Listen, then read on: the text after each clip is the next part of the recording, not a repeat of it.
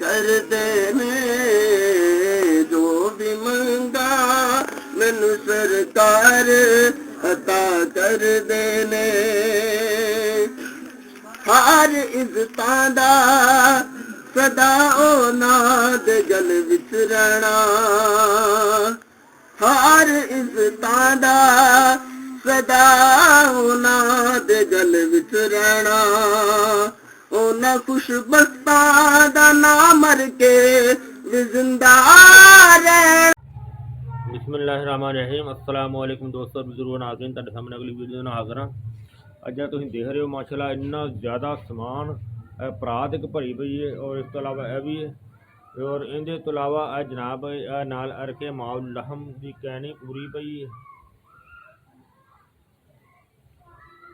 इहो ही अरके माउल लहम दो अच्छा असीं बनावांगे ते नाल देखो ज़ाफ़रान पहले भी उस अर्ग दे विच शामिल कीता सी और वो जो अर्ग पहले बनया उहदे तो भी ज़्यादा इहदा फार्मूला की बनाया है।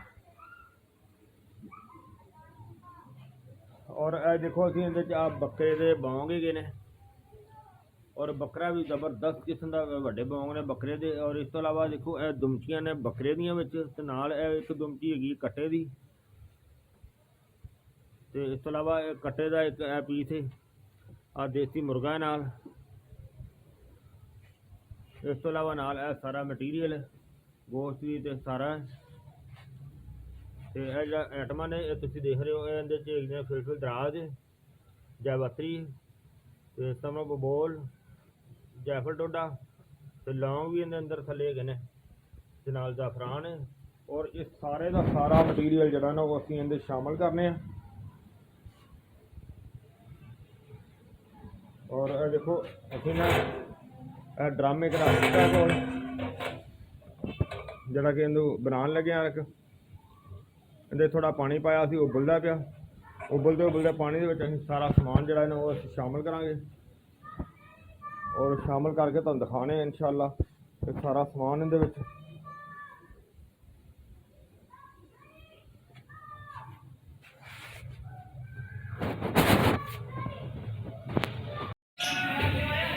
जी माशाअल्लाह देखो बाला आना शुरू हो गया फिर अच्छी तरह उबर रहा और हुण असीं इहदे ते दूसरा हिस्सा इहदा फिटिंग करांगे। बहुत ज़बरदस्त बाला आ रहा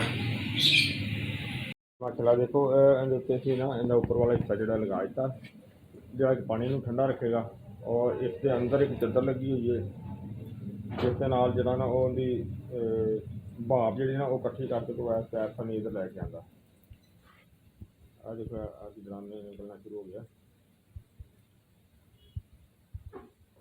और इस तरह ये कतरा करके जरा थोड़ा थोड़ा करके निकलता इसमें हम काफ़ी टाइम लगेगा।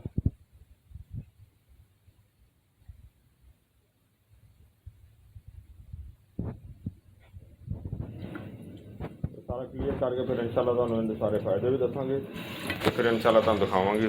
बेहतरीन ज़बरदस्त चीज़ है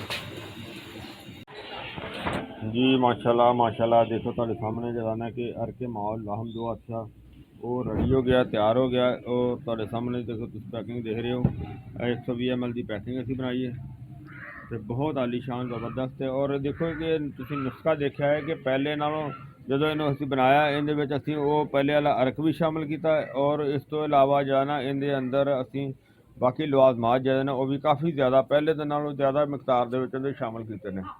और ये देखो इनू जरा ना कि बनाया भी अलहमदुलिल्लाह बड़ी ज़बरदस्त मेहनत नाल तुसीं देखिया है। तो इस तो इलावा ये नुस्खा भी बड़ा ज़बरदस्त है असाब वास्ते पूरे असाबी पट्ठियां वास्ते मरदाना ताकत वास्ते मरदाना पट्ठियां वास्ते। और इस तो इलावा अगर इनू यानी कि कुछ लिहाज नाल इस्तेमाल किया जाए तो मरदाना वास्ते बेहतरीन ज़बरदस्त है। और इस तो इलावा अगर असीं इनू एक बीमारी की अलामत के हिसाब नाल इनू अगर लेडीज़ जेंट्स दोनों वास्ते इस्तेमाल किया जाए तो भी बेहतर है। अगर बच्चों वास्ते भी इस्तेमाल इनू किया जाए तो भी बेहतर है। अगर वड्डियां वास्ते इस्तेमाल करना है तो इहदे वास्ते इनू जिहड़ा कि 2 चम्मच जिहड़ा ना वो सुबह 2 चम्मच शाम नूं इनू इस्तेमाल किया जा सकता है। फिर इनू इस तरीके नाल भी इस्तेमाल किया जा सकता है और इसनूं दुध के अंदर शामिल करके भी इस्तेमाल किया जा सकता है। और इस तो इलावा कि अगर इस दे अंदर एक चुटकी एक चुटकी ज़ाफ़रान दी इहदे अंदर शामिल करके तो इनू अच्छी तरह हिला के इस्तेमाल किया जाए। इस दे नाल इहदी मज़ीद खुशबू भी होर बेहतर है। खुशबू तो खैर पहले भी अच्छी हैगी है, तो इहदे नाल खुशबू भी अच्छी हो जाएगी। अगर उस तो इलावा इसका जिहड़ा ना पावर भी ज़्यादा हो जाएगी, ताकतवर भी ज़्यादा हो जाएगा। तो देखो जिहड़ा कि ये फार्मूला जिहड़ा तुसीं देखिया माशाअल्लाह बहुत ज़बरदस्त है।